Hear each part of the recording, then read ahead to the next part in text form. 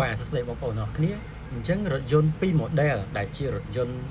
តម្លៃថវិកាសម្រាប់បងប្អូនមានថវិកាក្រោម 20000 ខ្ញុំជឿជាក់ថាមានតែ2 model ដែលមានរូបរាងស្រស់ស្អាតទាន់សម័យ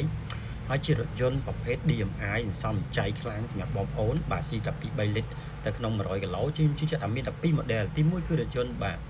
Geely Star Shine 6បាទ2026នេះដែលមានការ៉ាសមួយចំនួនចាប់ដើមធ្វើការ booking ប៉ុន្តែអត់ទាន់ឃើញឡានមកដល់ទេបាទគាត់តែមានការឡានតាំង showroom តែអត់ទាន់ឃើញមានឡានមកដល់ទេទីមួយគឺ Geely Star Shine 6ដែលមានតម្លៃ18900ចុងវាប្រហែលគ្នាល្អទាំង option ទាំងរូបរាងខាងមុខខាងក្រោយខាងការ design តែខាងក្នុងពុកស្បែកអីគឺស្អាតបាទទទួលយកបាននិយាយទៅតម្លៃល្អចំណុចទី2គឺរថយន្តបាទ BYD C05 ហ្នឹងហើយរបស់ក្រុមហ៊ុន BYD ហ្នឹងហើយបាទជារថយន្តសំចៃដូចគ្នាបងប្អូនបាទហើយរូបរាងខាងក្រៅដូចខាងក្នុងខាង